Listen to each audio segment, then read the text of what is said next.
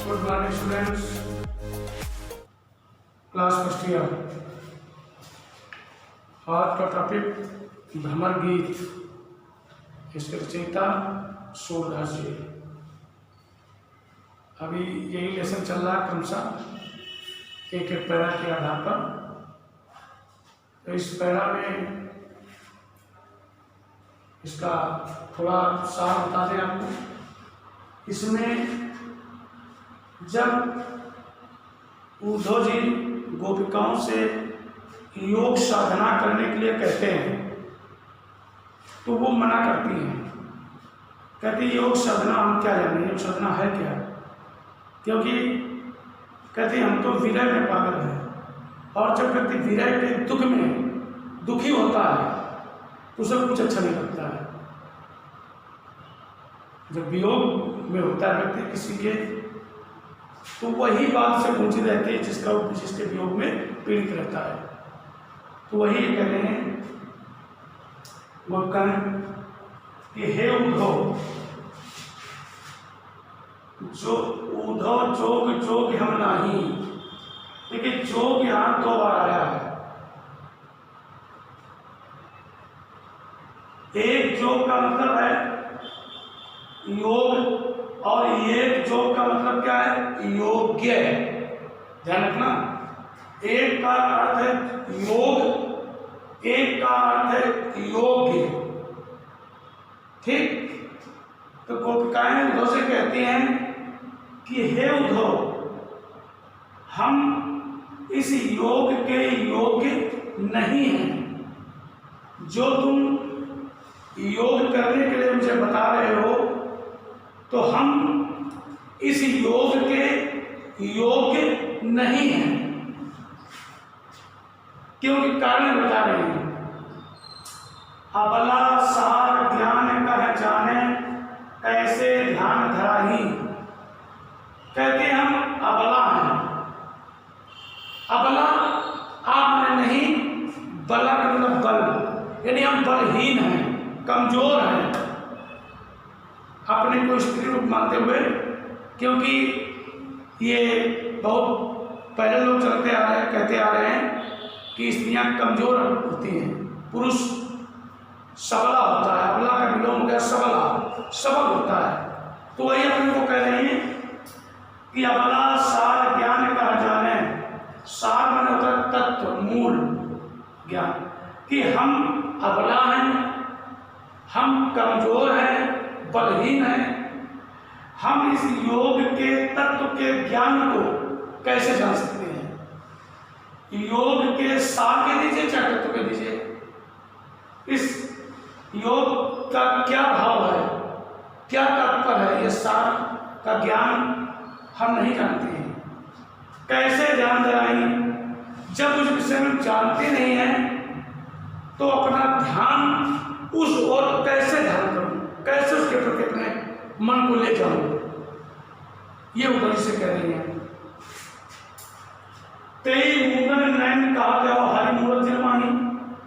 करे हे उद्धव, आप ऐसी बात कर रहे हैं जो संभव ही नहीं। कहते हमसे कहते हो तेई मुंदन नैन कहा तो मेरे नेत्रों को कह रहे हो कि बंद कर लो।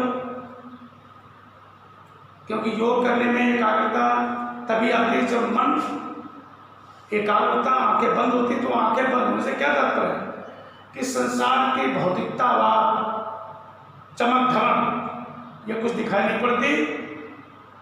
व्यक्ति नहीं देखता, सीधे परमात्मा को याद करता है, उन्हीं को स्मरण करता है, इसलिए नेत्र बंद किए जाते हैं। तो उद्धव का भाव ये है, लेकिन गोपिकाओं का भाव क्या है। कहते तुम उन नेत्रों को बंद करने के लिए कहते हो हरि मूर्ति निर्माणी, जिस नेत्रों में ईश्वर की मूर्ति बसी हुई है। मेरे नेत्रों में ईश्वर की मूर्ति बसी हुई है, और आप कह रहे हो नेत्रों को बंद कर दीजिए। ऐसी कथा कपट की मधुकर अंतर सुनी न चाहिए। कपट का मतलब जानते हो, जैसे कोई कपट करता है, छल प्रपंच छिपाता है, मधुकर माने उद्धव के लिए दिया गया है। कहते हे उद्धव, ऐसी कथा कपट की, ये आप मेरे साथ कपट कर रहे हैं। लगता है कोई कपट से भरी हुई कथा हमें बता रहे हैं, सुना रहे हैं। हमने सुनी न जाही जो हमसे सुनी नहीं जा रही है। योग की साधना को कपट कहती है। कहते तुमको लगता है कुछ छिपा रहे हो, मेरे को कुछ कपट कर रहे हो, और कपट भरी बातें हैं हे उद्धव मुझसे सहन नहीं होती, मुझसे सुनी नहीं जाती है।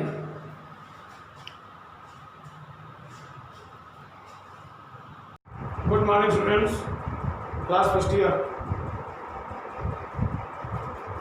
आज का टॉपिक भ्रमर गीत, वही लेसन चल रहा है, उसी के आधार पर आगे पैरा पढ़ा रहे, ध्यान दीजिएगा। ये वही है प्रश्न। फिर वही गोपिकाएं उद्धव से प्रश्न करती हैं, उद्धव जी गोपिकाओं से प्रश्न करते हैं, प्रश्नोत्तर करते हैं, दोनों जगह वार्ता है। तो गोपिकाएं उद्धव से कहती हैं, ललिकाई को प्रेम कहो अली कैसे छूटत, कहा कहो ब्रजनाथ चरित अंतर्गत लूटत। यानी गोपिकाएं उद्धव से कहती हैं कि हे उद्धव, ललिकाई, ललिकाई माने बचपन, कि मेरा प्रेम भगवान श्री कृष्ण से आज का नहीं है, सदियों पुराना, वर्षों पुराना, बचपन से, जन्म से बहुत पुराना है। तो इतनी जल्दी कैसे उनसे अलग हो सकता है। कहती कोई अभी का होता उनसे मेरा लगाव, मेरा प्रेम तो अलग हो जाता। ये जब जन्म हुआ था उनका, यानी बहुत समय से, बहुत पुराना प्रेम है, इतनी जल्दी कैसे समाप्त हो सकता है। तो वही कह रहे ललिकाई का प्रेम कहो। कहते हैं उद्धव आप ही कहें, आप ही बताएं कि जिस हमारा जो प्रेम उद्धव से जन्म जन्मांतर का है, बहुत दिनों का है, बहुत पुराना है, तो इतनी जल्दी कैसे समाप्त हो सकता है, कैसे छूट सकता है। कहा कहूँ ब्रजनाथ चरित अंतर्गत लूटत। कहते मैं कहा क्या कहूँ, कितना कहूँ। ब्रजनाथ अर्थात भगवान श्री कृष्ण का जो चरित्र है, जो उनकी लीलाएं हैं, वो मेरे हृदय को आज भी रखी हुई हैं। ऐसा लगता है जैसे मेरे हृदय को, मेरे मन को वो लूट रहे हैं, वो अपनी ओर खींच रहे हैं, आकर्षित कर रहे हैं, ऐसा प्रदान होता है। वह चितवन, और जब उनको याद आती बात, कहते भगवान कृष्ण की वो चितवन देखने की विधा, वह चार मनोहर, यानी जो वो चलते थे मन को हरने वाले, मन को हरते हुए, मन उनकी ओर चला जाता था जब की चाल लेकर। वह मुस्कान और उनकी वो मुस्कुराहट, मंद ध्वनि गावत, बांसुरी की जब वो मधुर तान छोड़ते थे। तो ये कहते हैं कि हे उद्धव, उनकी भगवान से उनकी चितवन, उनकी सुंदर चाल, उनकी सुंदर मुस्कान, उनकी मंद मंद ध्वनि, बांसुरी से बजाना, आवाज उसकी, उसका स्वर। नटवर वेश नंदन को वह विनोद वह बनते आवत। नटवर वेश यानी जो नटवर वेश धारण करते थे, जो बाल लीलाएं करते थे, क्रीड़ाएं करते थे भगवान कृष्ण की, वह विनोद, और बड़ी ग्वाल वालों के साथ हंसते थे, खेलते थे, नटवर वेश धारण करते थे, बाल लीलाएं करते थे, वह बनते आवत। और जिस समय वो गाय चराकर गाय के पैरों से उड़ने वाली धूल जब उनके सिर पर, शरीर पर लगती थी, और वो उस समय बहुत सुंदर लगते थे, शोभायमान लगते थे, वो सुंदरता मुझे भी याद आती है, तो मैं कैसे उन्हें भूल सकती हूँ। चरण कमल की सौ करते हो ये संदेश मोई विषम लागत।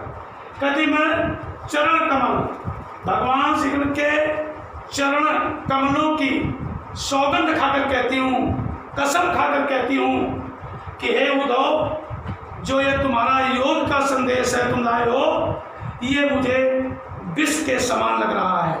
तुम जो योग का संदेश में बता रहे हो, ऐसा लगता है जैसे किसी ने मुझे विष पिला दिया हो, विष के समान ये लग रहा है। सूरदास पल मोही न बिसरत मोहन मूर्त सोवत जागर। फिर कहती हैं गोपिकाएं कि हे उद्धव जी, पल मोई, एक पल भी, एक क्षण भी भगवान श्री कृष्ण की वो मूर्ति, वो उनकी मुखाकृति सोते जागते भुलाई नहीं जाती, नहीं भूल पाती हूँ। सदैव उनका स्मरण आया करता है, सदैव उनकी याद आया करती है। उनके याद में मैं सदैव जीती हूँ। आप कहते हैं कि उनको भूल जाइए, योग साधना कीजिए, तो ये हे उद्धव मेरे लिए असंभव है, मैं उन्हें कभी नहीं छोड़ सकती।